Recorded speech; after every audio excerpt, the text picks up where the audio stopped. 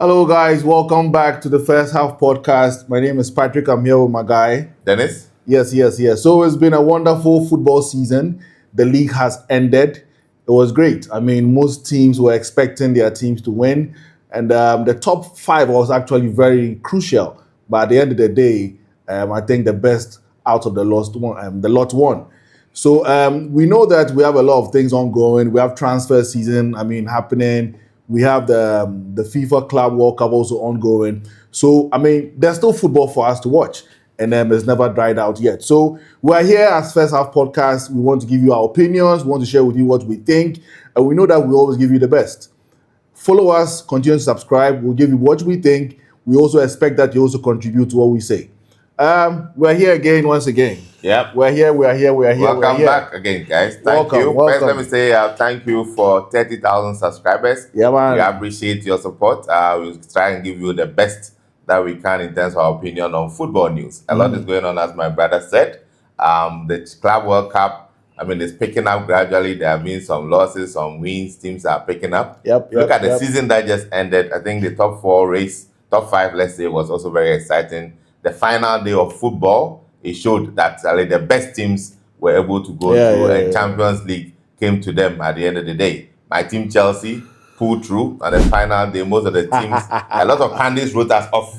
But I think on the final day, we were the only team among Newcastle, among Aston Villa, who were able to actually, and Nottingham Forest were able to actually pull through. So congrats to us. And today, we are here to try and catch up on all the news. We have a lot of exciting stuff for you. And stay tuned. And as usual, subscribe. Yeah. Okay. You should. So let's start. So let's get into this. But I'm very disappointed. Why? To be a good sportsman, you say congratulations to your team. Maybe you didn't mention it. You didn't mention yours. No, I'm getting there. Just relax. You congratulate your team that was our fourth. Fourth, yes. And you're sitting with the Liverpool fan. We've all known you're going to. We all know you're going to. Yeah, but it's only fair in the right direction. It's just nice. Once you see me until a new season starts, carry your own flag. Yeah, carry your own. So flag. Congrats to Liverpool fans out there, Charlie. We are superb, and a lot of things are going on now. Yeah, that I can confidently say that Liverpool fans are happy about. Yeah, you have a lot to be happy about. We're talking about the transfer window. Yep. I think you've started well. It's exciting, and I didn't expect anything less because for a team that won, it's only fair to continue the excitement by signing some exciting players so that your fans can at least see that you are here for the long haul. Because I think Liverpool over the past have not been very exciting when it comes to transfer. Yeah. Since the signing of Virgil van Dijk, we've not really done anything so exciting. But this time around, it looks like it's looking good. Yeah, but then you see the whole point is, in as much as we're very happy, I am a bit skeptical. Okay. To be fair, and one of the most popular names that are out there now, which we had a Florent Friday yesterday. Okay. Because we had Ritz finally coming in. Yeah. I'm very much excited, but then to be fair, I've not really watched much of his football. Okay. Yeah, but then I've read on him. I know his stats. Yeah. At Leverkusen, I know what he can do for not just his team at Bayer Leverkusen, but in Germany as well. Yeah. So I am expecting that to have a German player, first of all, is actually a big deal. Yeah, of course. And so we are hoping that whatever money we've thrown out there, and that is what most of our opponents are going to be biting at. He spent all this money. So definitely have people who are opposition, hoping that we'll spend all that money and fail. But guess what? We won't. Just to put it out there, I think you have broken the English Premier League transfer record. The standing record was 115 million, which was Chelsea signing Caicedo. Yeah. And you have beaten it by signing Florent for 116 million. So you beat it by 1 million. 1 million. So, it's something that I think, if you are having a player that you've done your research on, you think that he's worth it, you go for it. Yeah. You understand? Because obviously, if you are signing them for long term, you're expecting that once the player has the quality and the talent, they are going to shine through.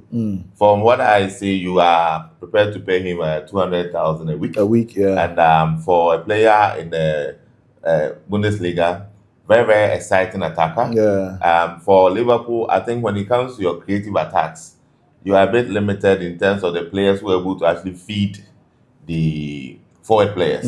So if you have somebody who can actually break low blocks when it comes to defenders and will be able to give you the numbers that you're expecting, and that is how much it costs. I mean, I think it's not anything that you have to be ashamed about. I think it's fine. I'm not actually ashamed about it, but Yeah.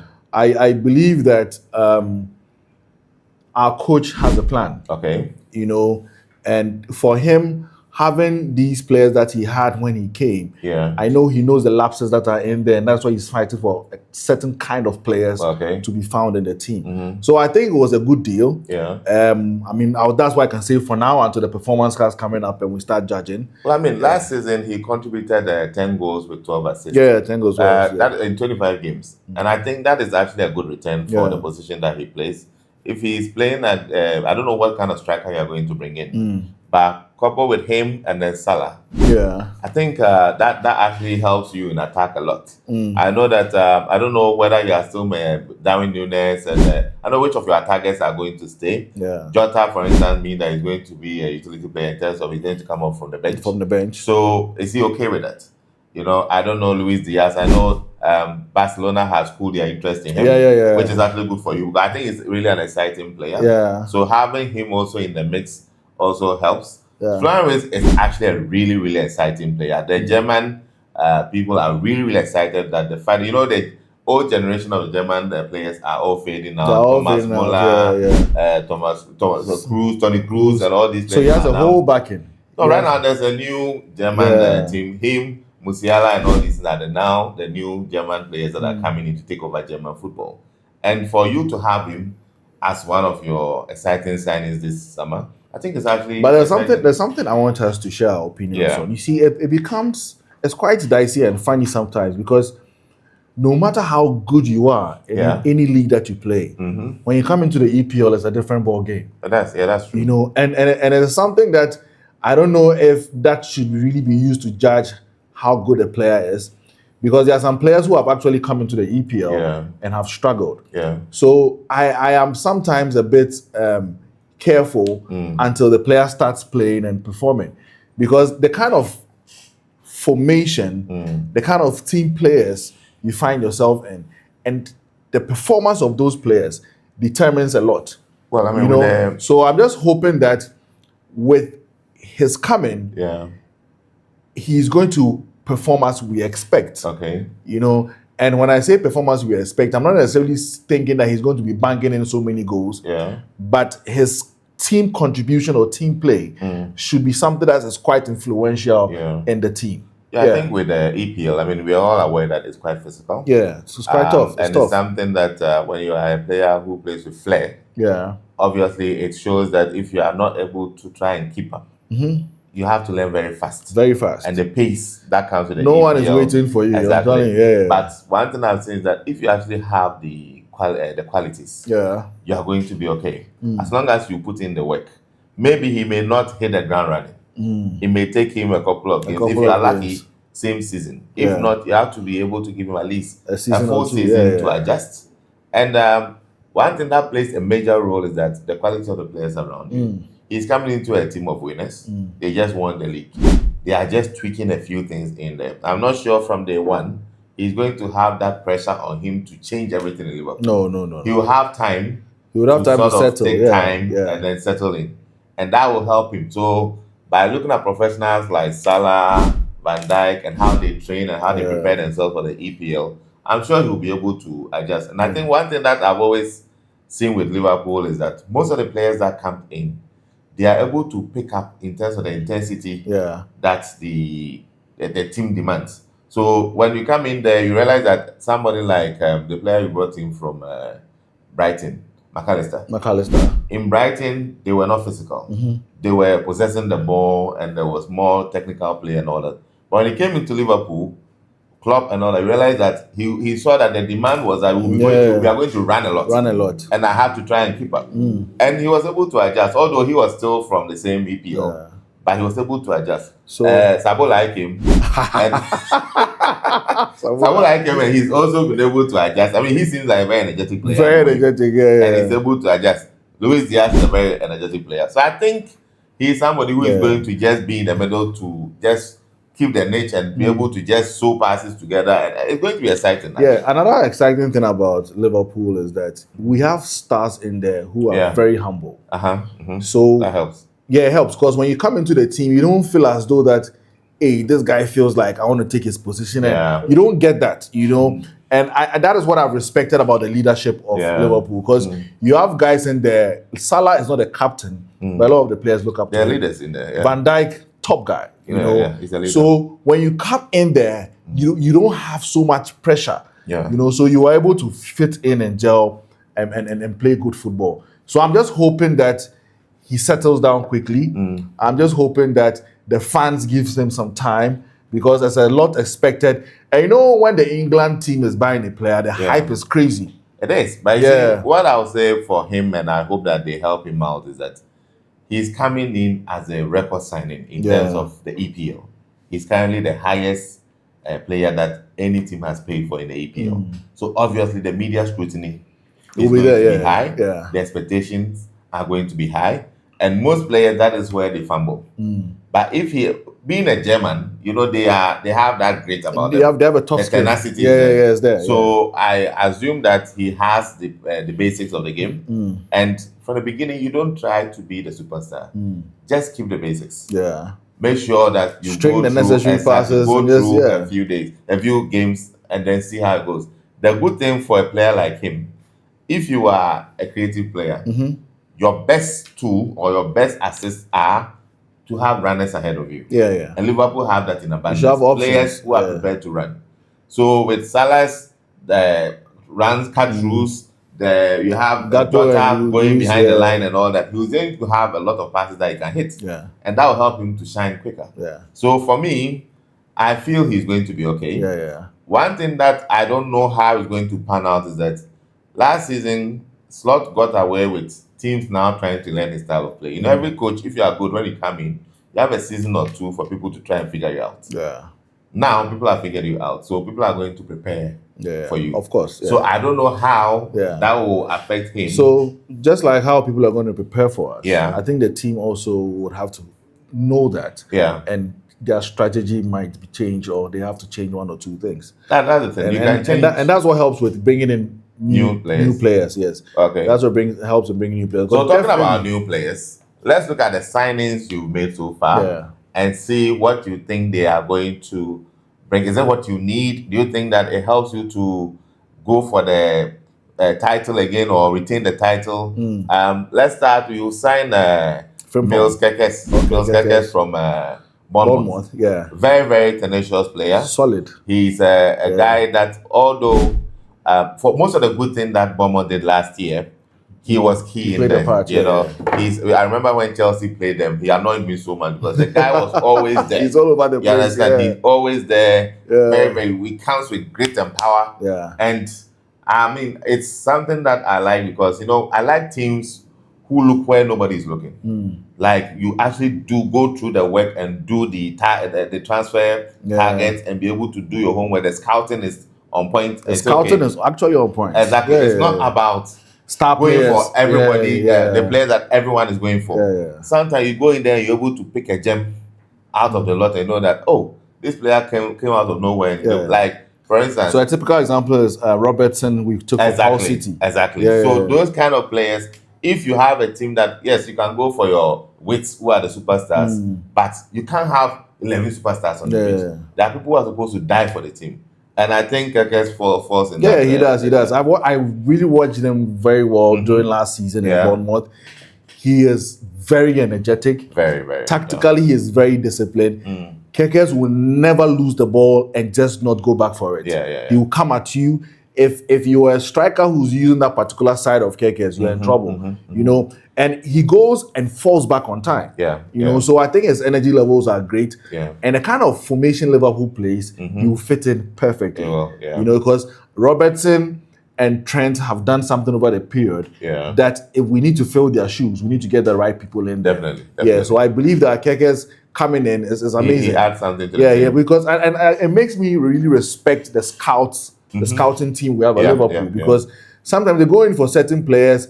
like, Charlie, I thought I was the only one who saw this player. I'm like, how are they able to pick him out? Yeah. So it's been very interesting. I mean, for him, I think it's a good signing. I don't know why most of the big teams, they don't start from looking within the Premier League before they go out. Because see, that one is a bit more secured. And you know that the player is used to the pace of the game. He has the energy that is required, the strength that the what do you call it, the Premier League requires. So at least those ones, you have some insurance in there. The worst case scenario, he's going to be able to give you some output. But it looks like everybody is looking for that shiny new toy. That everybody, I want the... Because everybody, But you need to mix it up. So I respect Liverpool for at least looking within and saying, okay, thank you, at least. I'll give you that. This time, show some respect. Respect. Put some respect on the name. Now, the next person you brought in, Jeremy Frimpong. Frimpong, Charlie, from the homeland. The price, 29.5 million from Bayer Leverkusen. What do you think? Wonderful deal. Is it? Yeah, for me it's a wonderful deal. Okay. I've been very happy this transfer window because these are players I love. Frimpong. Frimpong going forward is very good, very exciting. You know, he loves what he does. He's actually a goal scorer as well. He's also actually a goal scorer. And for me, the only thing that I have been a bit skeptical about is his defensing qualities. Because we had those challenges with Trent. You know, and I don't know the plan the coach has for that. But I know that a signing like Frimpong is something that's amazing. It's going to add a lot to the team. I've seen him playing by Leverkusen, where sometimes things get so difficult that Frimpong goes in there to pull out all the strings and make sure that somebody scores. What also Trent used to do for you. So I think that is a good replacement for Trent. That's why I keep on saying the scouts, I don't know how they do it, but he's someone that the team needed for this particular season coming up. So I think it's an amazing, and the price is good. Talking about just Frimpong, funny enough, there seem to be a lot of Ghanaians, players out there, although they are not representing the national team. You can see that if you look at Frimpong, Doku, all these players in there. Gakpo. They are like players in there. They're in there. There are talents in Ghana, just that they find themselves in the foreign shores and they don't look at the motherland much. It's a discussion that we need to take our time and dissect another day because all these guys are out there, they're Ghanaians. And you know, sometimes like recently I was looking at Nico Williams, a video, and he was about to eat fufu from his mother. I'm like, these were like really Ghanaians out there that, you know, we could get all of them back home, but that's another story. Now, let's look at, although you signed these players, Frimpong obviously is linking up with his former player, which means the connection and relationship is already there. And that will even help them to embed in the team quicker. There are two possible signings that apparently you are looking at, which actually, if they happen, which I don't think it will, but if they happen, that would have been basically, you could actually stand out to be the best have the best transfer window this season. For a while, Exactly. So we are looking at a possible signing. You've been linked to Matt Gay from Crystal Palace.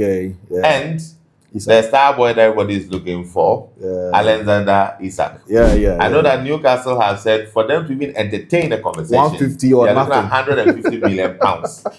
After Liverpool spending 116, do you think Liverpool are going to go out and break the transfer record twice in one window? I mean, even spending 116 on Florian was something that really amazed me. Exactly. You know? So I have a feeling this season is a season to watch out for Liverpool. We have quite a number of players that are leaving. We are looking at Kwanzaa going. We are also looking at Tsimikas, the Greece guy for the left back, also leaving. I know Darwin Nunes. Darwin. I know that he's leaving. Atletico has come in. I think recently I heard about Napoli also coming in.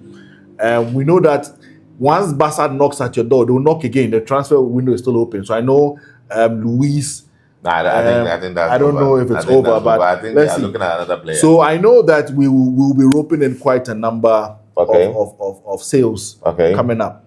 If you really take a good look at the Liverpool team, apart from Salah, who I wouldn't say it's a full-time striker, we don't really have that. So Isak will really cure a problem, and this problem has been pending for a while. Yeah. So I think if this coach is able to bring in Isak Yeah. and doesn't do any other signing at all, Yeah. I am okay. Okay. Yeah, I'm okay. But then the new Crystal Palace boy, Gay, amazing guy. I hear you are looking for him to replace Konate. I don't know if there are any teams trying to. Yeah. So take just Konate from just you. recently during the week, I know Konate has been linked to a number of teams. Yeah. I know he's been linked. But then I'll be very surprised if Konate should leave. I at this think point. now he seems to have really partnered with Van Dijk very well. So I don't know why. Wonderful partnership. You are going to be getting first team play. Yeah. So I don't know why he would want to leave. Well, I mean, it's about Liverpool and their strategy. Yeah, but for me, has he given any signs that he wants to leave? I don't think so. Okay. I don't think so. But I just think that because of the signings that are currently ongoing, I mean, if a team wants to buy other players, you look at how much you can get off the head of one of your players and see if you can make a balance. But then I think that aside him even not leaving, it will still be brilliant if we get Mark in. No, I was actually surprised. Because we have a long haul. I mean, we have Champions League, we have FA, we have, I was surprised that you were looking at letting, or you've actually let Kwanzaa go. I don't know whether because you took a couple of players from Bayer Leverkusen, you wanted to sort of compensate with that, because he seemed to really be coming into his own, learning from Van Dijk and Konate ahead of him, playing the cup games and all that. It looked like he's a brilliant guy. Yeah, he looked like he was destined to one day step into the first team. So I was shocked when I heard that you let him go. Yeah, I was actually disappointed myself. Yeah. But I mean, the transfer window is time for business. Yeah. No emotions attached, So I believe, Are you sure? Yeah, it's time for business. Transfer window, full-time business. Okay. We don't joke there. Uh-huh. Yeah. Especially when you are spending more. Yeah. You always have to find a way to make sure that your coffers are safe. So I think that so far so good. I'm just hoping. Yeah. I'm just hoping that the rest of the players that are likely to go, we have good negotiations going on so that we can get some good money. No, but I see most of the players that are going are not really first team players. So that limits how much you can negotiate for. For me, if you are going for Isak, that means automatically you have to look at letting Jota move on. But I've always said that someone like Jota, if we let him go, it wouldn't be a bad thing. No, I mean, what I mean is that with someone like Jota, you are likely to have more, or like more money, more fans, for him, because he's actually played a lot of first team football. But you think we get enough money from Darwin? Darwin, you paid 80 million for him per his contribution so far. I'll be shocked if you get 50. No, Darwin we can get 50. Why? What has he achieved? Darwin, we can get 50 from Atletico. What have you achieved from Atletico? Yeah. Atletico has Julian Alvarez. I think Morata is moving on. That's why they're looking for another striker. And Napoli is also in the yes, unless you're able to get a bidding war. Then definitely that one drives the price up a bit. But I don't think Darwin has pulled any tricks in Liverpool. He hasn't, because he still hasn't matured. He's played for you for 3 years. Yeah, 3 years. And he's not really shown that maturity. He's been around experience. He's been around winning mentality. And I don't think, barring a few goals here and there, important goals. Important goals. Yeah, he's not really done anything that you would think that a team will want to buy immediately for a first team. He hasn't, but then I believe that once we have certain kind of teams coming for him, then maybe there's a lacuna in that particular team, or there's a gap in there they want to fill. So like you rightly said, if we're able to bargain well, we might be able to get something out of it. Because I don't think that we are going to let some of these players go easily. In fact, even if you look at Trent Alexander-Arnold, I mean, one interesting thing about that transfer, initially we're not going to get anything at all. But subsequently, the negotiation went well at the latter part because he needed to play in the Club World Cup. So he had to come earlier. We got some coins. We got some 10 million. Yeah, we got some 10 million, which is not bad money. Let me play the devil's advocate. Yeah. If I'm Liverpool, and if I'm Newcastle, and I'm competing in every game that Liverpool is competing in, why would I want to price away my best assets? Well, there might be several reasons why any club might want to do that. Money is one. Liverpool, Newcastle don't need money. They are the richest team in the league. But which rich person doesn't still need money? You still need money. No, but see, regardless of how rich you are. If you take Newcastle, their best players will be Isak and Bruno Guimaraes. Yeah, Bruno. The moment you have sold that you are building a project, The moment you let these two players go, They'll buy bigger ones. who are you going to replace Isaac with? Oh. In the striker market, right now there's limitations.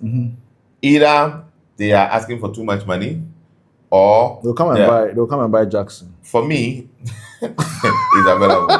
For me, He's available. Yes, for me, if it's not a situation whereby the player is agitating that want he to wants go, to go. Yeah. I don't see this transfer happening. Well, behind That's the scenes, to be fair. but I know behind the scenes a lot is going on. Okay. Behind the scenes, and sometimes these players are quite weird. They might not really want to move unless, of course, they hear that, hey, Charlie, I heard Liverpool wants me. They can start coming up with a certain attitude. Like, oh, yeah, Well, I mean, Isaac has they want always to go. had interest from other clubs. Yeah. And the only reason why I will see him want to go to Liverpool is two. Okay. Okay, these are the teams that just won the APL, and they stand more of a chance to win it again compared to Newcastle. That's one. Between Newcastle and Liverpool, which one do I think will win me a Champions League trophy? Champions League trophy, yeah. That is the only two reasons where I will see him move. But if I was him, I'll sit with my coach, sit with the management of Newcastle. Okay, this is where we've been able to get to. Give me this. What is your goal in terms of me winning titles? Because it's not good enough to participate. I want to win trophies. Yeah. If I'm one of the best strikers in the world now, I want to be in a team whereby I'm guaranteed some trophies. Yeah. Good trophies. So that will be the only conversation that if he sits down and look at their project, what they are bringing in, who are you building around me to make sure that we are competitive? And it doesn't convince So from him. what you are saying is, because of where Isaac finds himself now, he has the opportunity to call the shots. Of course he does. Because now he has a lot of teams coming after him. Because that 150 is not going to put off anyone. If you look at what Isaac has always been able to show. Yeah. Almost every team that comes, if you say 150, they'll say he deserves it. They'll say he deserves it. Yeah. You understand? So Newcastle putting 150 price tag on him tells me that they know that it can happen. Yeah. But as to whether they are going to price him out to a direct competitor, that is the part that I'm not sure. Well, let's see how things unfold. I really believe that a lot is going to happen for Liverpool until the fat lady sings. Okay. Yeah. Now my last thing is that Slot has had a fantastic first season. Yeah. Obviously. And it's showing that the club is ready to back him to go and do greater things. If you look and assess the situation, what do you think will be a good season, or what should be their target for next season? Champions League. So if they win the Champions League, they don't need to win the EPL? Well, not necessarily, but then based on your question, EPL is a must. Yeah. But then to show great success, Champions League should be in there as well. Okay. Yeah, because for me, I believe that's the ultimate. So for you, the standard that he set for himself for the first season, you can't accept him going trophyless next season. No, not at all. I mean, for me, even going through the whole season and taking a Carabao Cup, should be a failure. It would be a failure. Okay. Yeah, it will be a failure. I mean, but you see that's unfair. No, you see now, you came into the team. Yeah. You took the EPL with these players that you came to see. We've come into the transfer window. They're giving you all this money. Yes. For you to go and perform. Okay. You can't come back trophyless. You are making him a victim of his own achievements. Okay. He came in when Klopp left. There was a lot of tears, weeping, and what everybody thought. Yeah. We are going to now go and rebuild another 2-3 years before we can compete. He came in, and for what is worth, he was able to immediately bring you results. Shouldn't that buy him time to be able to at least adjust? Or shouldn't that give him some time in the bank for you to say, oh, for what he did in his first season, we can trust him. Let's just give him time to do what he needs to do. Very wonderful question. Yeah. We would have given him time if he lost the last season and he didn't make any trophies. That would have made sense. Now, you see? No, I'm making a point. Okay. Now you've come in, you've played all this football. Yeah. You've won the league. Now, in the transfer window, you requested for some funds to beef up the team. Okay. And I'm sure there was a reason. I'm sure you sat down with the owners of the team and said, give me A, B, C, D, and I'll give you this. Okay. And I'm saying this because I have done that. True. You get me? True. So now there's no room for give me time. No, but What are we giving him time to do? no. For instance, here's the situation whereby there are players. Trent is gone. Yeah. He's going to have one or two players that he's now bringing in there who are going to need time to join and embed in the team. Waste might be a brilliant signing, but he still needs. He's never played in the EPL. Frimpong, same situation here. You're having your Salah and your Van Dijk that you are hoping can give you the same output that they gave you. Yeah. Whatever. But nobody can cheat age. Yeah. So you can't even sit and guarantee yourself that Salah is going to give you the same numbers that he gave you last season. Yeah. And these factors that can let a coach ask for, okay, give me these players. Next season, I may not be able to deliver the EPL, but we are going to go far. I'm going to try and deliver a trophy, any. Then the season after, once these players are embedded, because I won with no good striker last season. I don't even know whether you're going to be able to give me a striker this season.